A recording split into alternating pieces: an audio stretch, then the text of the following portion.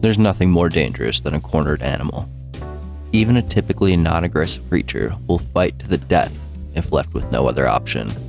This sentiment is the entire basis for the plot of Green Room. Except, instead of an irate possum trapped behind a dumpster, the trapped being is a punk band. This punk band, to be exact, the Ain't Rights. Before we get into the movie proper, I would just like to say that this is probably the best representation of a punk band that I've ever seen in a movie.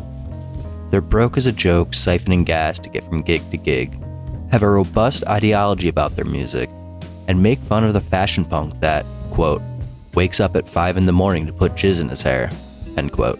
They also play Nazi Punk's Fuck Off in front of a bunch of skinheads. So yeah, they are a very sincere representation of a punk band, obviously written by someone who is genuinely a fan of the genre. One more thing on the subject of punk stuff.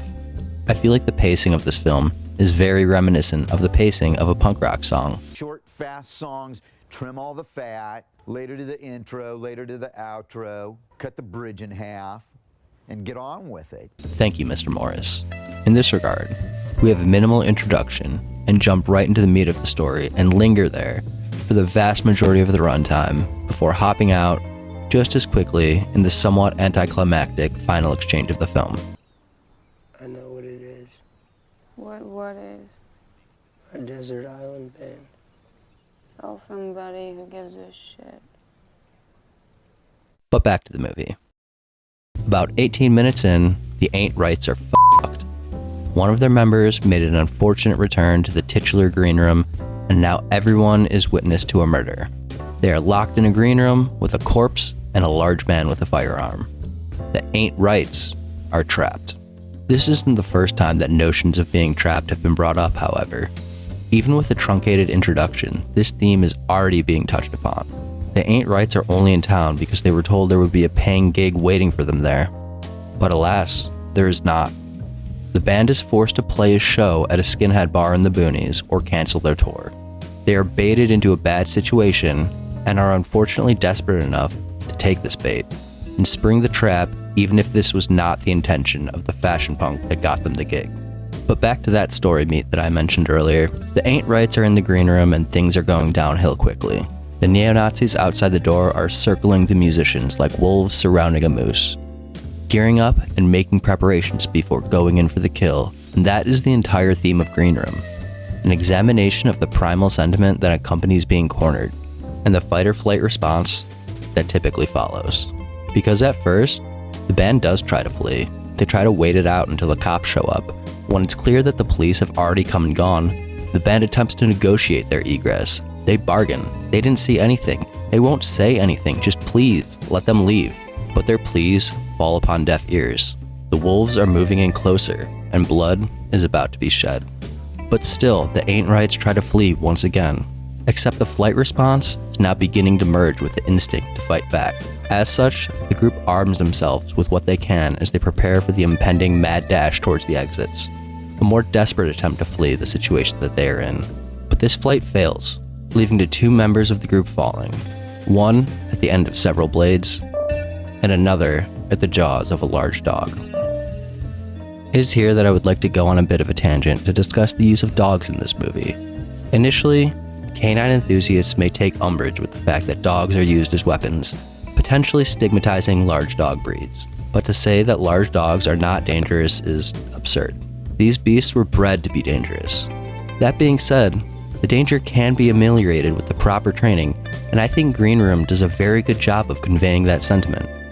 Sure, the dogs in the film are shown to be vicious, violent animals, hell-bent on evisceration, but it is also shown that they are like this because it is what they were trained to do, not because they are innately bloodthirsty.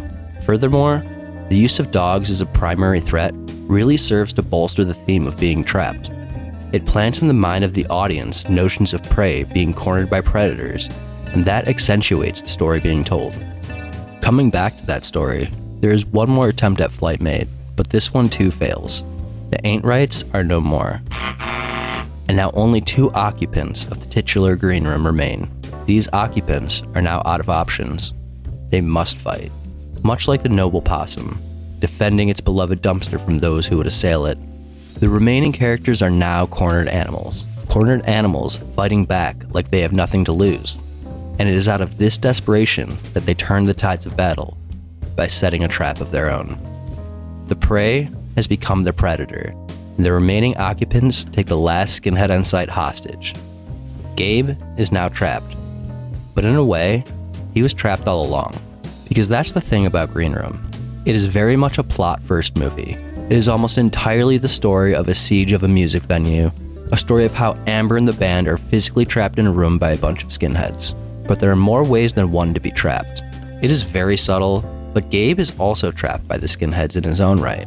Not in a way that garners any degree of sympathy, because he is still complicit in the vile bigotry that the group embodies. But Gabe is still held hostage on some level. He is along for the ride the whole time.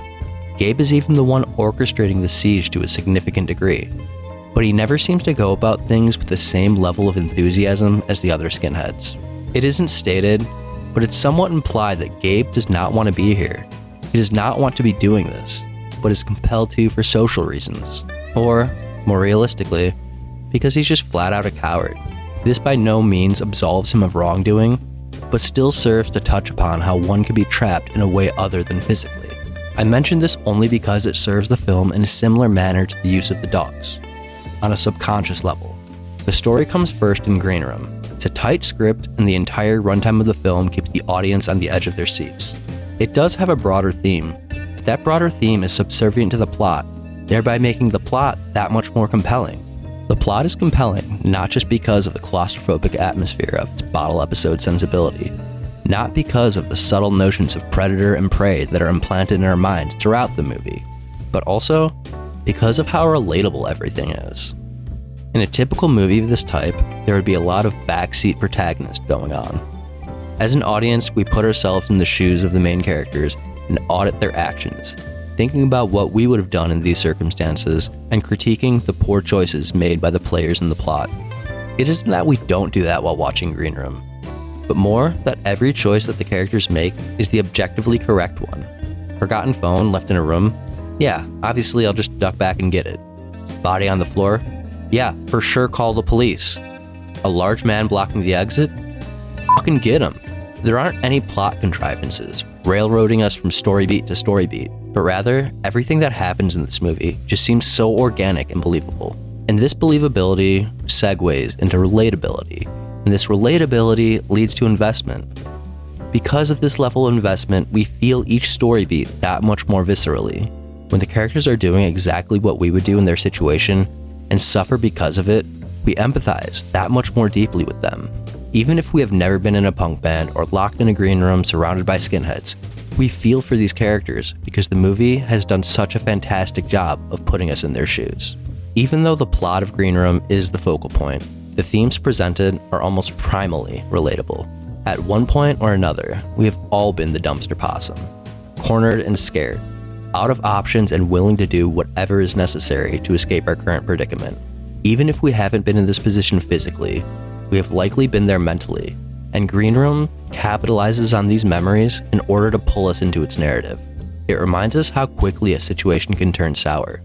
It reminds us what it is like to be out of options. It reminds us what it means to be trapped.